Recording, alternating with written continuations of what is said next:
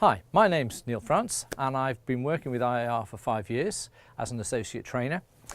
I specialise in performance improvement, particularly in the areas of communication, sales, negotiations, presentations. And I've worked internationally with the organisation from countries as far and wide as Azerbaijan, South Africa, whole of Europe. And the particular sectors that I get involved with are from pharmaceutical companies, finance businesses, right through to logistics. Today's session we're going to be looking at creating an effective change program within your organisation. Now it's very important when we're introducing change to make sure that you're bringing everybody along with you. Now to do that we need to have some sort of guidelines, some sort of a checklist, and that's effectively what we're going to do on the session as we go through today. So the first thing I'd like you to do, just to experience this whole aspect of change, is to simply, in a relaxed way, just fold your arms as you would normally do. It feels comfortable. It's what you normally do. Now what I'd like you to do is to fold your arms the other way. Now, how does that feel? It feels strange, doesn't it?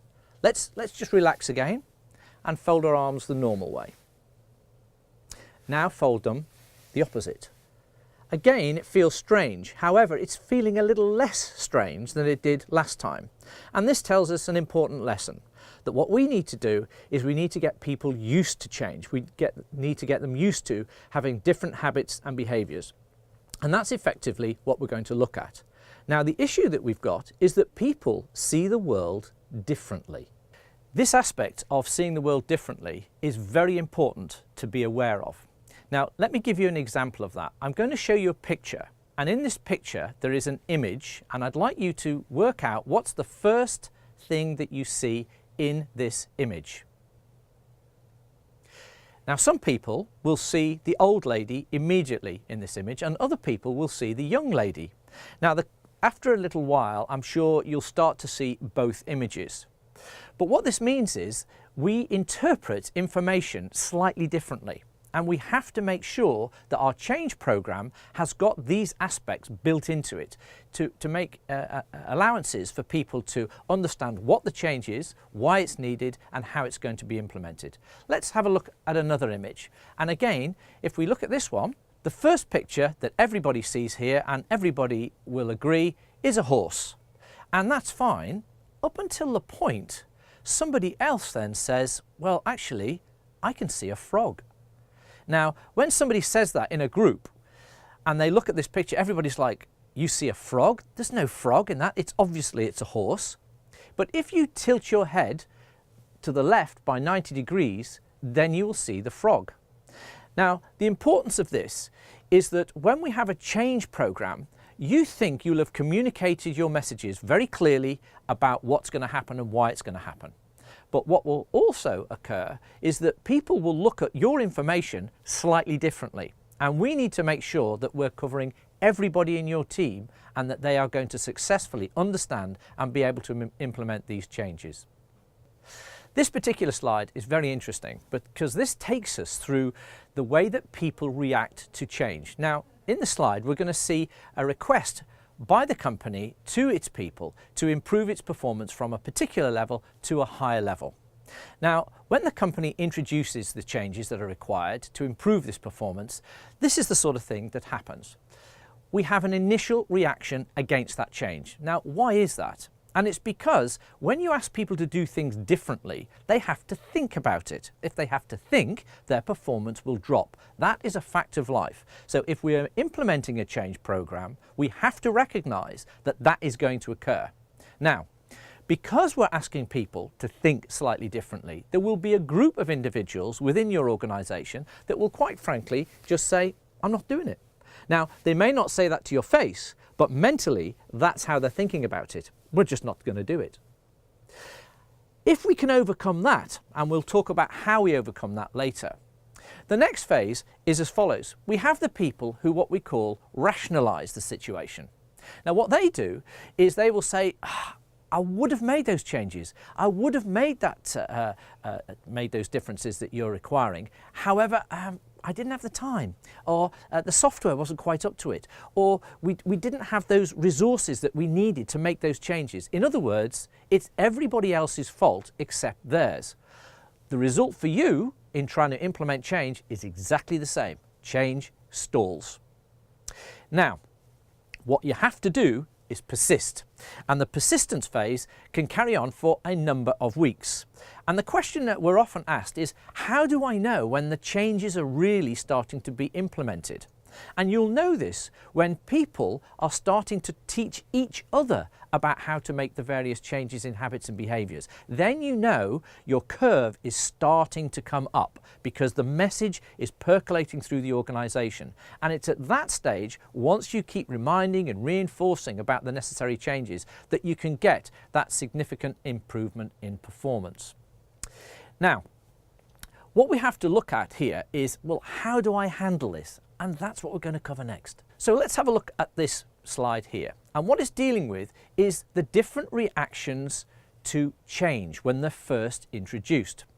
And as we can see, they're related actually to our brain and the way that we think. Now, if we have a dominant left brain thinking, then we will react in a particular way. And as we can see in the top left-hand corner there, there's questions that people will ask, which is, well, we're making these changes, is that going to affect my authority level because I've worked hard and I've got a certain status within this organisation? Other people will be looking at it and they'll be saying, well, I'm measured on my bottom line. If this change is going to affect my bottom line, I'm really not very comfortable with this at all. Other people who like structure, they like organisation, they like schedules and processes. When you introduce this change, what this is going to mean is that those are going to have to change. So their reaction will be, well, this is going to disrupt what we're normally doing. This thing could get out of hand. It could be completely chaotic. I want to know what the time frame is. I want to know what the new schedules are going to look like. So you can see straight away, if your change program doesn't have the level of detail that we're talking about here, you're going to lose quite a lot of people in your organisation straight away. There's going to be a lot of questions asked of you, and what that could mean is that the whole process starts to stall. So please see the questions that are asked there as a checklist. So when you look at your change program, make sure that each of those is ticked off. Now let's look at the other side of the diagram, and we see the more right brain people. There will be some people who see this as a great opportunity. They get very excited about it. In fact, you will probably be very happy that you've got these people within the organisation, because what they'll be doing is saying, "This, yeah, what opportunities is this going to create for me? And what's that going to mean in terms of there could be some opportunity for promotion, there could be some opportunity for travel," and that's what excites these people. There'll be others that will be very concerned about the people. And if we look in the bottom right-hand corner, that is their area there. There will be people that are saying, well, hang on a minute, I've got a great working relationship with this particular person or that person. And is this going to change that? Because if it is, I'm really not comfortable about that. There could be other people saying, these changes are going to be implemented, and what it's going to mean is we're going to lose some jobs, and that's not fair. So what will happen is you will get a reaction from the people in the bottom right-hand corner who really feel very strongly about this. Normally these people are quite, they will be prepared to compromise. But in this situation, when you have a change that's affecting people, be prepared for them to come back fighting, because they'll want clear answers about how you're going to deal with people. So you can see, when you're implementing a change program, you may have covered exactly what you want to do. You're at a certain performance level. You want to go to the next performance level. But what's happening is all of these questions will be under the surface. Some of the people, as you can see in the diagram, predominantly the people in the top left-hand corner, the L1 thinkers as we would describe them, what they will do is they will be very vociferous and they will want information. And the information you give must be accurate, because if it's not accurate, again, they will be very upset about the changes and potentially could actually stop the whole change process. So for this session, what we've learnt so far is that we know people see the world differently. We understand that those, and we have to make allowances for that. And what we also recognise is that there's certain questions that we have to answer before we even embark on our change programme to ensure that it's successful. In the next session, what we'll be looking at is how do we sell in change effectively to make sure that it works as successfully and achieves the outcomes that you would like.